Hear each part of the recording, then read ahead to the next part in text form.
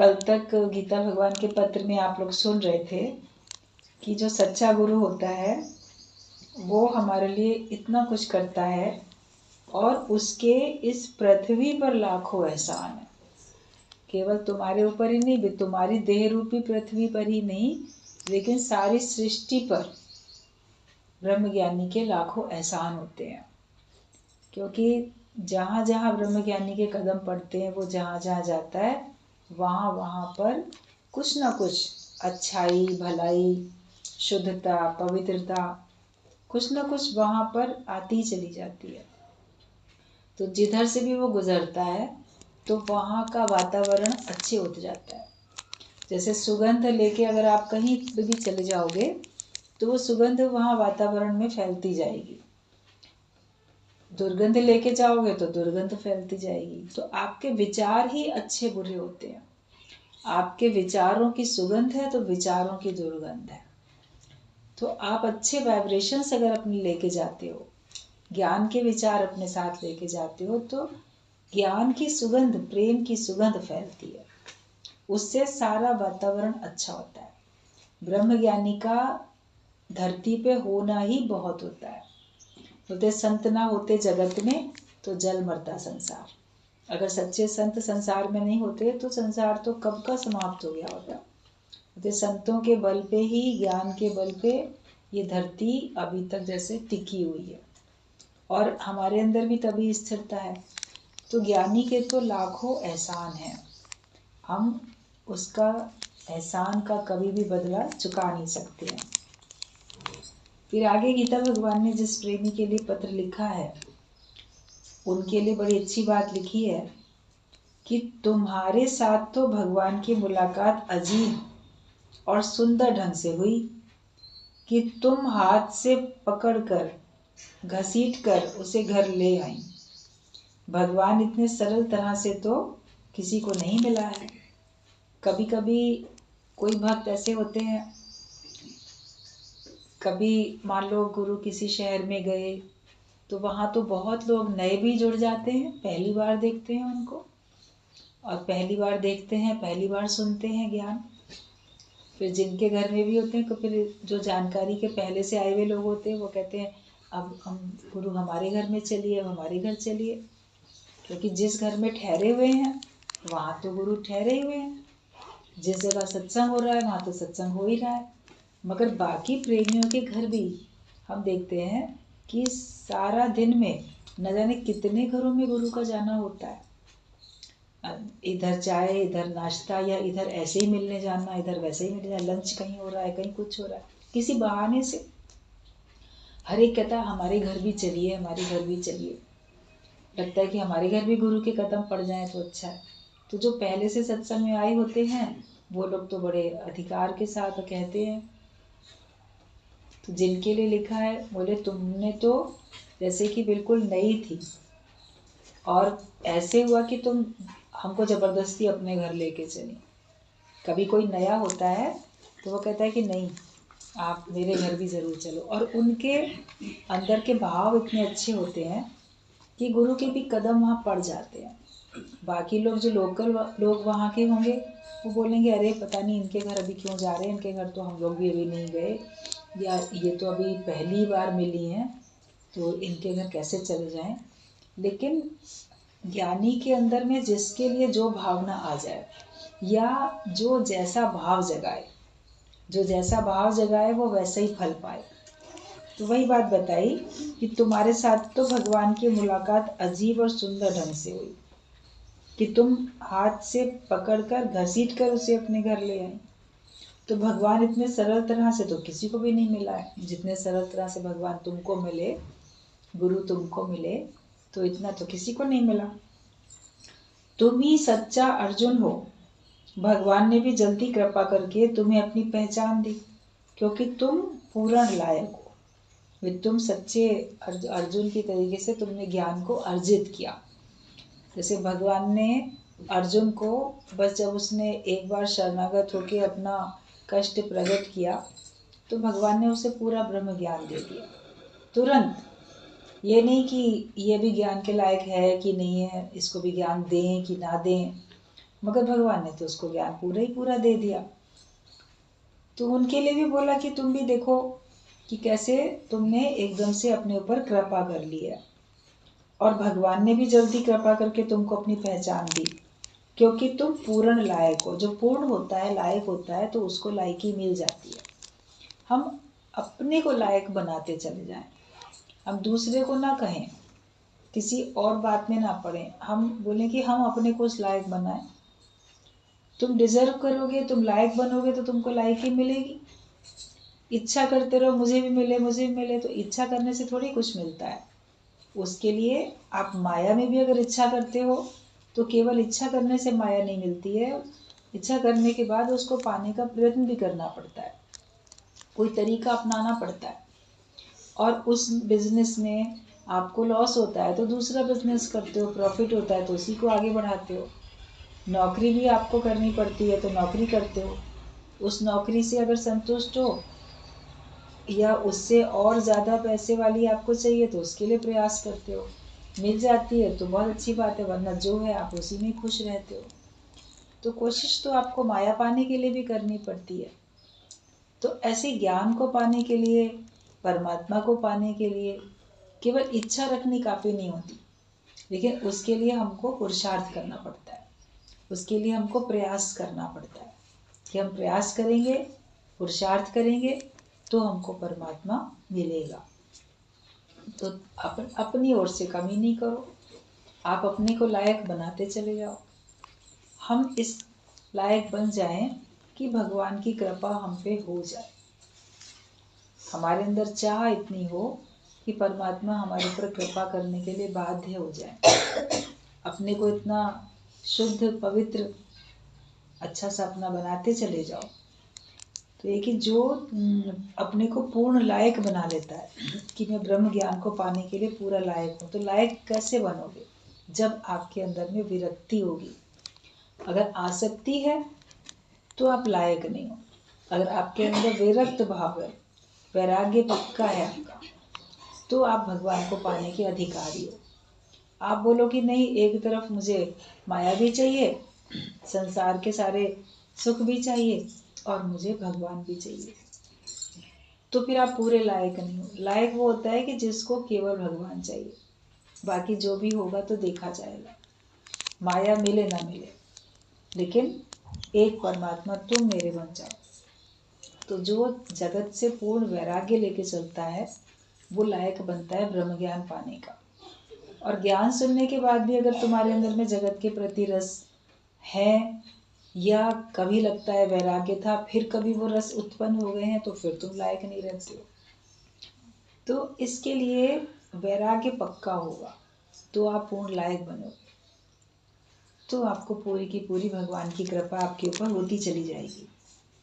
तो ये बताया कि भगवान ने भी जल्दी कृपा करके तुम्हें अपनी पहचान दी, क्योंकि तुम पूर्ण लायक हो। दिल की सच्चाई और सफाई का गुण तुम्हारे जैसा किसी विरले में होगा, जिसका दिल एकदम सच्चा और साफ होता है। आपके मन में जो भावनाएं हैं, जो आपके मन में बातें हैं, जिसके प्रति भी, तो आप सच्चाई से गुरु को बता पाते हो। और आपके अंदर में सफाई है, मतलब हेरा फेरी नहीं है कोई। कई लोग अपनी बात को बताने का ढंग अपने फेवर का तो बड़ा अच्छा रखते हैं, और दूसरे की बात बताने के लिए उसका ऐसा तरीके से बात करते हैं कि वो दूसरा उनकी सुनने वाले की निगाह में नीचे गिर जाए, उसका नेगेटिव पार्ट वो बढ़ा देते हैं। किसी की बात बताने में डायरेक्टली कोई निंदा करेगा और कोई छिपी हुई भी निंदा कर लेता है, जिसका मतलब ऐसा होता है, कोई कैसे। बातों की तो हेरा फेरी संसार वालों को बहुत आती है। आप लोगों को भी आती होगी, या पहले उन्हीं हेरा फेरी में लगे भी होंगे, लेकिन धीरे धीरे अब दिल में सफाई हो गई कि आप अनुमान का ज्ञान भी नहीं लगाते, और जो जितना ज़रूरी है उतना ही केवल बोलोगे, जिसमें तुम्हारी उन्नति है उतनी ही बात करोगे, जिसमें तुम्हारी उन्नति नहीं वो बात भी नहीं करनी है। दूसरों की चर्चा करने में तुम्हारी उन्नति होती है क्या? आप तो वहीं के वहीं बैठे हो, आपकी स्थिति वहीं की वहीं है, लेकिन आप औरों की चर्चा करते रहते हो। और उस चर्चा में भी आप देखना कि कितनी आपने प्रशंसा के शब्द बोले और कितने आपने निंदा के शब्द बोले। आपने 4 लोगों की, 10 लोगों की मान लो दिन भर में चर्चा की, उनमें से किसके लिए आपने प्रशंसा के शब्द बोले, किसके लिए आपने निंदा के शब्द बोले? ये भी तो आप चेक करो अपने आप को। आपने अगर किसी की प्रशंसा भी कर दी तो कितनी देर करते रह जाओगे, और किसी की निंदा करते हो तो कितनी देर करते रहोगे। निंदा आपने की तो आप केवल किसी को इन्फॉर्म करने के लिए कोई बात बता देते हो गुरु को, तो एक अलग बात है, लेकिन जो उसका आप विस्तार करते रहते हो वो फिर निंदा हो जाती है। प्रशंसा भी आपने हृदय से, आपको कोई बात पसंद आई, आपने उसकी प्रशंसा की, वो आपने व्यक्त किया तो प्रसन्नता हो गई। लेकिन जब बहुत प्रशंसा करते रहते हो तो आपके अंदर वो प्रसन्नता खत्म हो जाती है और आपके अंदर कंपटीशन की भावना आ जाती है, स्पर्धा हो जाती है, कि ईर्ष्या की भावना भी आ जाती है। अधिक आपके अंदर में लगेगा कि आपको डिप्रेशन होने लगा ज़्यादा किसी की प्रशंसा करने में या सुनने में, तो आपको लगेगा मेरे अंदर तो ऐसी बात है ही नहीं, मेरे अंदर कब होगी। तो अति प्रशंसा या अति निंदा या कम या ज़्यादा, उसमें तुम्हारी अपनी तो उन्नति नहीं होती। तुम ज्ञान की चर्चा करोगे तो तुम्हारी उन्नति है, ज्ञान का चिंतन करोगे तो तुम्हारी उन्नति है। किसी का आप गुण देखो तो उसकी मुक्त हृदय से प्रशंसा भले करो, मगर उस हद तक प्रशंसा करो जो तुमको प्रेरणा दे। इस हद तक नहीं कि वो प्रशंसा आपके लिए एक मुसीबत का, ईर्ष्या का कारण बन जाए, द्वेष का कारण बन जाए। ईर्ष्या द्वेष होता है इसीलिए, किसी के पास ये है मेरे पास नहीं है, या मेरे को ये वस्तु कब मिलेगी, या ये पद कब मिलेगा, दूसरे को मिला मुझे नहीं मिला। प्रशंसा तो हुई, आपको अंदर से अच्छा भी लगा, लेकिन उसको क्यों मिला, मुझे क्यों नहीं मिला, या मुझे कब मिलेगा, ये फीलिंग आ जाती है।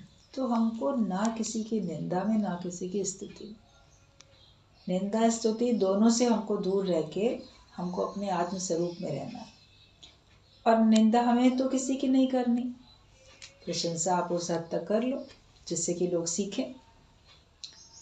खुले दिल से प्रशंसा भी तो करनी आनी चाहिए, वरना लोग प्रशंसा में भी अंदर में एक डहा होती है। जगत में लोगों की संबंधी होंगे, ऊपर से नहीं बोलेंगे, मित्र होंगे, पड़ोसी होंगे, ऊपर से नहीं बोलेंगे, लेकिन अंदर में वो एक डहा रख के, ईर्ष्या कुछ रख के आपकी प्रशंसा करेंगे या सुनेंगे। कोई और करता है तो सुनेंगे।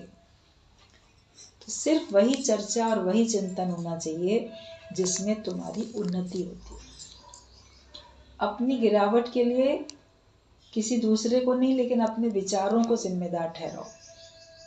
तुम्हारे विचार अगर अज्ञानता के हैं तो तुम्हारी गिरावट।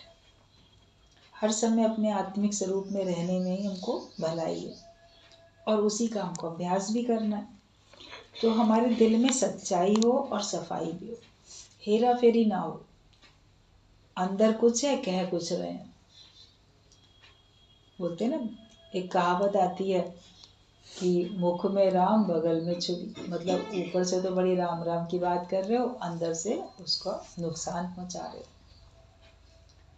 ऊपर से तो बहुत धार्मिक बने, बड़े अच्छे बने, अच्छा बोला। कई दृष्टांत भी इस बात के ऊपर आप लोगों ने सुने हैं कि कैसे एक सुनार की दुकान थी, तो उसमें मालिक भी और उनके साथ के जो पार्टनर्स थे, 4-5 सब कर्मचारी, सबकी मिली भगत होती थी। ऊपर से तो बहुत मीठा बोलते थे, बड़ा अच्छा बोलते थे, लेकिन जो आए कोई तो उसको ठग भी लेते थे। देखो दुनिया में लोग तोल कम करेंगे या कोई खोट मिला देंगे, कहीं कुछ करेंगे, तो इस तरह से। और लोग सोचेंगे कि ये तो बहुत अच्छा है, देखो भगवान का नाम ले रहा है। तो दृष्टांत था कि एक था सरल सीधा व्यक्ति, वो अपना कुछ जेवर सोना कुछ लेके बेचने के लिए गया दुकान में, शहर में, गांव से आया था। उसको लगे कि मैं किसी सही दुकान में जाऊं जहाँ पे लोग सही दाम देके और तोल वगैरह सही कर लें, मुझे ठगे ना। तो ऐसे दुकानों पे देखते देखते जा रहा था, तो एक दुकान के बाहर खड़ा हुआ। तो उनमें से किसी एक ने कहा, केशव केशव। तो उसको लगा देखो भगवान का नाम ले रहा है। तो वो अंदर चला आया कि ये लोग तो भगवान का नाम ले रहे हैं। भाई कोई आप किसी दुकान में जाओ, वो आपको अभिवादन के लिए कोई भगवान का नाम ले, राम राम कुछ बोले, तो आपको लगे ना भाई धार्मिक व्यक्ति है। तो बोला केशव केशव। तो जब अंदर चला तो दूसरा कहता है गोपाल गोपाल। वाह बहुत अच्छे, देखो इसने भी भगवान का नाम लिया। फिर तीसरा बोलता है कि हरि हरि। तो सभी तो भगवान का ही नाम ले रहे हैं, हरि हरि। बोल रहे हरो हरो। तो ऐसे उसने सोचा कि हाँ मैं अपना यहीं पर दे दूँ अपना सोना। उसने अपनी पोटली निकाली और उन लोग को दी कि ये मैं बेचने आया हूँ। बोले हाँ बहुत अच्छी बात है। देखा देखा तोला, फिर बोला नहीं इसमें तो बहुत ज़्यादा खोट है, इसमें इतना है, लेकिन हम तुम्हें इतना इतना दे रहे हैं। दुकानदारों की तो ये होती है ना, आप लोग भी जानते हो कि ये तो वैसे तो एक कीमत इसकी इतनी है, चाहे आप कपड़े खरीदो या कुछ भी चीज़ खरीदो, कीमत तो इतने की है, लेकिन मैं आपको इतने में दे रहा हूँ, मैं आपसे अपना प्रॉफिट नहीं ले रहा। तो वो कोई आपको जानता भी नहीं है, वो कोई आपका रिश्तेदार भी नहीं है, तो आपको क्यों वो सस्ते में दे रहा है, ये तो आप सोचते नहीं। सोचते हाँ हम पता नहीं बड़े खास हैं क्या है, ये हमने अच्छी बार्गेनिंग कर ली तो हमको दे रहा। तो उसने उनको दे दिया। तो जितनी कीमत होनी चाहिए थी उन्होंने उसमें से खोट ज़्यादा लगा के कुछ करके, मगर उसको ये लगा कि मुझे मेरी सही कीमत मिली है सामान की। अब वो खुशी खुशी चला गया अपना सामान बेच के। मगर उन सब लोगों ने बाद में बहुत खुश हुए कि देखो हमने इसको जो था भगवान का नाम लेके ठग लिया। तो वो सब उनके कोड वर्ड थे कि केशव केशव मतलब कौन है ऐसे पूछने के लिए। तो जो उसने कहा गोपाल गोपाल मतलब बहुत सरल है, भोला भाला है, ये गोपाल है। जैसे गाय को बहुत सरल मानते हैं ना पशु, भाई किसी का स्वभाव बहुत सरल होता है तो कहते हैं ये तो बिल्कुल जैसे गाय है। तो गाय को पालने वाला गोपाल मतलब इतना सरल स्वभाव के रखने वाला ये व्यक्ति है कि इसको ठगा जा सकता है। तो इन्हें पूछा हरी हरी, भाई इसको हर लिया जाए, ठग लिया जाए। तो हाँ हरो हरो। तो ये उनके आपस के कोड वर्ड्स थे और वो समझ रहा है कि भगवान का नाम ले रहे हैं। तो ये मुख में राम तो बगल में छुरी होती है ना, क्या भगवान का नाम तो मुँह से लेते हो और वैसे अंदर से किसी को ठगते हो। लेकिन जो ज्ञानी होता है, जो भगवान का सच्चा भक्त होता है, उसके दिल में सच्चाई होती है, वो किसी को भी ठगेगा नहीं। किसी भी मामले में, धन दौलत के मामले में नहीं ठगो, किसी की और किसी प्रकार की मदद करते हो तो उसको नहीं ठगो, किसी मामले में भावनात्मक तौर पे भी किसी को नहीं ठगना चाहिए। वरना बाद में जब अगले को कभी महसूस होता है तो लगता है कि देखो इन्होंने हमारी भावनाओं के साथ में खिलवाड़ किया, तो वो बहुत गलत है। किसी को भी भावनात्मक तौर पे ठगना गलत है, किसी भी प्रकार से ठगना गलत होता है। तो सच्चाई होनी चाहिए और सफाई होनी, जिसके दिल में सफाई होती है वो ठगता नहीं है, वो अपना फायदा नहीं देखते। ठग कौन होते हैं? जो अपना फायदा देखते हैं और दूसरे का नुकसान कर देते हैं। तो हमें कभी अपना फायदा देख के दूसरे का नुकसान नहीं करना। आप अपना नुकसान नहीं करते हो तो दूसरे का भी तो नुकसान नहीं करो। और ज्ञानी के पास तो इतनी करुणा होती है कि कभी उसको अपना भी नुकसान करना पड़े तो दूसरे का फायदा पहुंचा देता है। I may die that you may live। जिसको आप अपना समझते हो, प्रेम करते हो, उसके फायदे के लिए तो अपना नुकसान सह लेते हो मोह के कारण से, लेकिन ऐसे आप नहीं करते। लेकिन ज्ञान में आपके अंदर में सबके प्रति एक भावना आती है, सच्चाई की और सफाई की। सरल हृदय बनते हैं। और साफ दिल बनते हैं। मन में किसी प्रकार का भी खोट नहीं होना चाहिए। तो जिसके मन में कोई खोट नहीं होता है और जिसके अंदर सच्चाई होती है, वो ही इस ज्ञान को पाने के लायक होता है, वो ही पूर्ण लायक बनता है।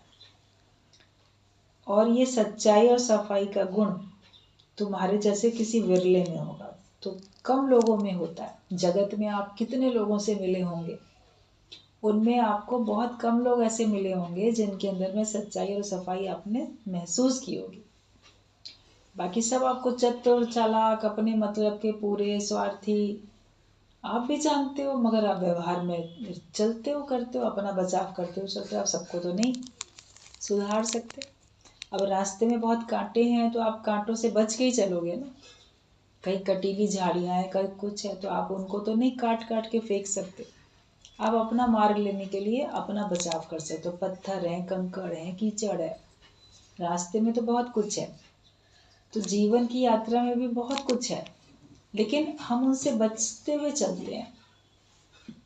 हम पहचान लेते हैं कि यहाँ पे पैर रखेंगे तो गिरावट है, यहाँ पैर रखेंगे तो कीचड़ है, यहाँ दलदल है, यहाँ कुछ गड्ढा है, तो बचते हुए चलते हैं ना। तो ऐसे लोग हैं, हम आपको पता भी होता है कि अरे दुनिया ऐसा ही है, ज़्यादातर लोग ऐसे ही होते हैं, मगर फिर भी आप उनसे बिगाड़ते तो नहीं ना, शत्रुता तो नहीं मोल लेते ना। आप फिर भी उनके साथ व्यवहार बनाते हुए चलते हो, सावधानी से, कि आपका नुकसान ना होने पाए। मगर कुछ लोग आपको जीवन में ऐसे ज़रूर मिलते हैं जो आपको लगता है कि वाकई ये बहुत सरल सीधे हैं, इनके अंदर बड़ी सच्चाई है और इनके दिल में बड़ी सफाई, इनके ये साफ दिल के लोग हैं। ये आपका अंदर वाला भगवान आपको बताता है कि साफ दिल का व्यक्ति है। और ये अलग बात है कि आप साफ दिल के नहीं हो, मगर आपको कोई साफ दिल का मिल जाता है तो आप उसको ढक लेते हो, ये अलग बात है। लेकिन आपको पता है ये साफ दिल है, ये मुझे नहीं चाहिएगा, ये पता होता है इस तरह से। लेकिन जब आप भी साफ दिल होते हो तो आपको उस साफ दिल वाले व्यक्ति को देख के आपको खुशी होती है, अच्छा लगता है। तो जिसके अंदर में सच्चाई और सफाई होगी उसको परमात्मा मिलेगा। और अगर हमारे दिल में थोड़ी सी भी हेरा फेरी है, थोड़ा सा भी खोट है, तो भगवान नहीं मिलेगा। है खोट तेरे मन में तो भगवान से है दूर। अब भगवान से दूर होते चले जाओगे जितना जितना खोट आपके अंदर में आता जाएगा। और दिया और बत्ती, तेल बस तैयार है, तो देर काहे की। जब तुम्हारे पास सब कुछ है, पूर्णता है, वैराग्य भी है, सच्चाई भी है, सफाई भी है, तो फिर तो कोई देर ही नहीं है ना। जैसे दिया बनाने में टाइम लगता है, कुम्हार बनाता है मिट्टी के दिए, उसमें टाइम लगा, फिर उसमें जुटाना पड़ता है कि हाँ उसमें हम तेल डाल लें, फिर बत्ती बना के उसमें रखें। अब क्या देर है, एक माचिस की तीली लगाने की देर है बस। तो जिसके अंदर वैराग्य है, सच्चाई है, सफाई है, तो जैसे उसका दिया बत्ती सब तैयार है, गुरु को केवल एक ज्ञान की तीली लगाने की जरूरत है, तो उसका तो दिया तुरंत जल जाता है। बाकी को अपने को पहले तैयार करना पड़ता है। तो फिर देर किस बात की, जब दिया बत्ती तेल सब तैयार है। भगवान तो बिना पैसे का वकील है, जिसकी सलाह से सब रुकावटें और मुश्किलातें एकदम काफूर हो जाती हैं। जो भगवान है तो वो तो तुम्हारे लिए बिना पैसे का वकील है, जैसे गुरु तुम्हारे लिए बिना पैसे का वकील है, और जिसकी सलाह से सब रुकावटें और मुश्किलातें एकदम काफूर हो जाती हैं। हे अर्जुन, ये सब मरे पड़े हैं। भगवान ने क्या बोला कि ये अर्जुन, ये तो सब पहले से ही मरे पड़े हैं, तुमको दिखाई दे रहा है कि ये जीवित हैं, लेकिन ये तो पहले से ही मरे हुए, और इनकी मृत्यु तो यहाँ पे इस युद्ध की भूमि में इनको लेके आई है। जिसको मरना होगा वो मरेगा, जिसको जीना होगा जीवेगा। युद्ध के मैदान में सारे लोग तो जीवित वापस नहीं लौटते, जिनको बचना होता है वो बच के भी लौटते हैं, और जिनको मरना होता है वहाँ पे शहीद हो जाते हैं। तो हे अर्जुन, ये सब मरे पड़े हैं। काके, मामे, चचेरे भाई, गुरु, गोसाई, जिन्होंने तुम्हें सच्ची शिक्षा नहीं दी, वो झूठ की तरफ बन कर बैठे हैं, उन्हें मैंने पहले ही मार दिया है। तुम केवल निमित्त मात्र होकर लड़ाई करो, तुम्हारी निश्चय ही जीत है। तो भगवान ने क्या कहा है, तो ये तुम्हारे सारे रिश्तेदार, लेकिन वो बोल रहा था ना कि ये भीष्म पितामह है, ये मेरे गुरु द्रोणाचार्य हैं, मैं इनके ऊपर कैसे बाण चला सकता हूँ, इतने हमारे बड़े हैं, और सब मेरे संबंधी हैं। बोला वो सब, और जो तुम्हारे गुरु भी थे उन्होंने तुमको सच्ची शिक्षा नहीं दी, और आज भी वो झूठ का साथ देके खड़े, कौरवों की तरफ ही तो थे, चाहे भीष्म हो, चाहे द्रोणाचार्य हो, या और भी उनके बड़े हों, कि वो तो सब झूठ की तरफ बन के बैठे हैं, इसलिए मैंने उन्हें पहले ही मार दिया। भगवान बोलते हैं ये सब मरे पड़े हैं क्योंकि वो गलत के तरफ साथ दे के बैठे हैं। तो फिर तुम निमित्त मात्र हो, तुम्हारे द्वारा इनका वध होना लिखा है, तो तुम इनके ऊपर तीर चलाओगे तो ये जाएंगे दुनिया से। तो मैंने तो उन्हें पहले ही मार दिया है, तुम केवल निमित्त मात्र होकर लड़ाई करो, तुम्हारी निश्चय ही जीत है। आप भी अपने जीवन में निमित्त मात्र बनते हो, भगवान आपको निमित्त बनाता है, करता तो सब भगवान है। और तुम सच्चाई की तरफ हो, तो जो झूठ की तरफ है उनका तो नाश परमात्मा अपने आप करेंगे ही, कर ही रहे हैं। और अगर तुमको निमित्त बनाया तो तुम बनते हो, किसी और को निमित्त बनाया वो निमित्त बनता है। मतलब कि अमरता तो तुम्हें ही मिलती है, वो तो नष्ट होने के लिए आए, वो नष्ट हो जाते। कितने दुनिया में आए, कितने चले गए, कोई रह नहीं पाता, और किसी का नामो निशान भी नहीं रहता, सबकी याद भी नहीं रहती किसी को। केवल जो सत्य के मार्ग पे चलते हैं उनकी याद लोगों को रहती है, उनका नाम अमर हो जाता है। भक्तों को लोग याद करते हैं, बाकी माया में कितने आए कितने चले गए। आज जब से सृष्टि बनी है तब से आज दिन तक असंख्य लोग, जिनकी संख्या गिनी नहीं जा सकती, उतने लोग बहुत अमीर हुए होंगे, लखपति करोड़पति हुए होंगे, बहुत पैसे वाले रहे होंगे, बड़े सुखी भी रहे होंगे। जिन्होंने सारा जीवन सुख भोगा होगा माया में, उनको कोई कष्ट नहीं मिला होगा, और बड़ा संतुष्ट होके मान लो दुनिया से गए होंगे, लेकिन उनके बारे में तो कोई भी नहीं जानता। प्राण चले गए, अंतिम संस्कार हुआ, मिट्टी का शरीर मिट्टी में मिल गया, खेल खत्म। आपके ही अपने परिवार के लोगों को जानते हो क्या? आपके जो और पुराने लोग चले गए, आपके दादा परदादा, उनके भी पिता, उनके भी पिता, उनके भी पिता, कितने, कौन जानता है वो क्या थे, कैसे थे, उन्होंने क्या किया? अपने ही परिवार वालों के बारे में नहीं जानते तो फिर आप संसार में हर एक के बारे में कैसे जान सकते हो? लेकिन जिसने ज्ञान में अपना जीवन दिया, जिसने भक्ति में अपना जीवन दिया, उसके बारे में आपको पता है। आप ही के परिवार में अगर कोई संत हुआ होगा या कोई भक्त हुआ होगा, तो उसकी चर्चा शायद आप लोग को सुनने को मिली और आप लोग जानते हो कि नहीं, हमारे घर खानदान में एक कोई ऐसा हुए थे, वो थे ऐसे, हमारे पूर्वजों में से ऐसे थे। तो उनकी फिर भी आपको थोड़ी सी चर्चा सुनने को मिली होगी, आपको पता होगा। या औरों के यहाँ जिन्होंने भी भगवान की तरफ मार्ग अपना चलाया, उसी मार्ग पे चले, कदम बढ़ाया, तो अमरता तो उन्हीं को मिलती है, बाकी तो सब मरे ही पड़े हैं, मरे के ही समान होते हैं। तो भगवान उनका नामो निशान मिटा देते हैं। लेकिन जो भगवान की तरफ जाता है, जैसे भगवान का नाम कभी नहीं मिटता, ऐसे ही भगवान के रास्ते पे चलने वाले भक्तों का नाम भी कभी नहीं मिटता है। तो ये बताया कि तुम निश्चिंत होकर लड़ाई करो, जीत तुम्हारी है।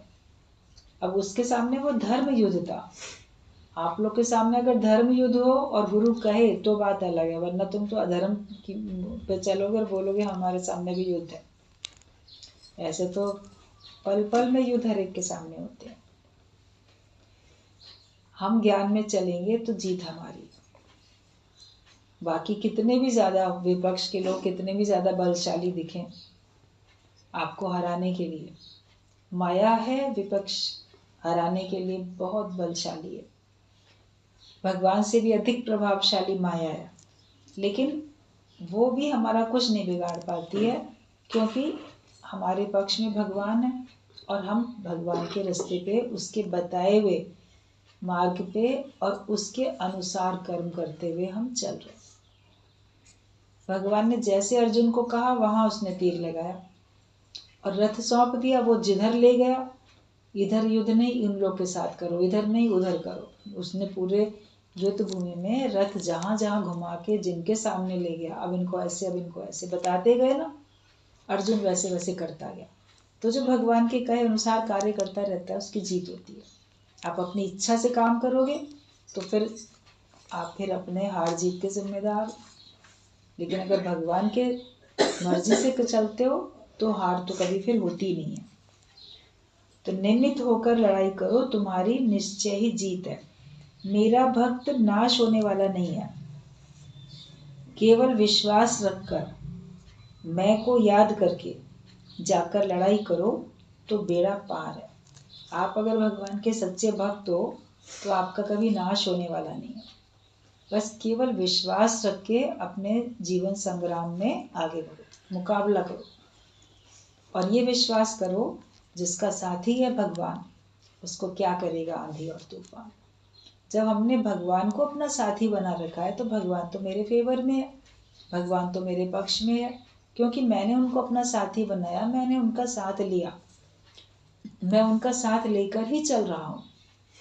भगवान से मैं विमुख नहीं, भगवान को उससे मैं अलग नहीं, मैं उन्हीं को आगे रख के चलता हूँ। तो जो ये विश्वास में रहता है कि जब मेरे साथ साथ भगवान है तो डर किस बात का, वो मेरे को सहारा दे के चल रहे हैं, इसलिए मेरा कभी नाश नहीं होता। और विश्वास रख के चलो भगवान को याद करके, तो तुम्हारे जीवन में जो भी कष्ट हैं, परेशानियां हैं, जिस प्रकार का भी संघर्ष है, जिस प्रकार का भी युद्ध है, उसमें फिर तुम्हारा बेड़ा पार हो जाए। ये गुरु का ज्ञान है, ये भगवान की प्रतिज्ञा है कि जो भी भगवान के मार्ग पे चलेगा उसका कभी नाश होने वाला नहीं है। तो अगर इतनी बात हमको विश्वास से समझ में आ जाए तो फिर तो भय किसी बात का रहा ही नहीं, फिर डर किस बात का, फिर भगवान हमारे साथ ही साथ है।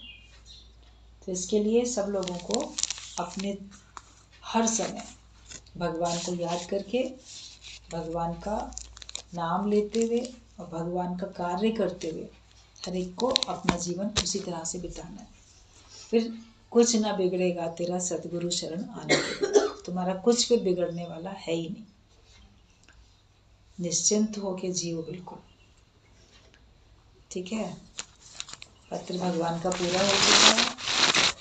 कितनी शक्ति देने वाली, प्रेरणा देने वाली वाणी गुरु की होती है, जो हमारे अंदर की सारी वीकनेस को ख़त्म कर देती है, सारी हमारी कमज़ोरियों को ख़त्म कर देती है गुरु की वाणी, और हम बलशाली बन जाते हैं और हम सच्चा जीवन जीते हैं।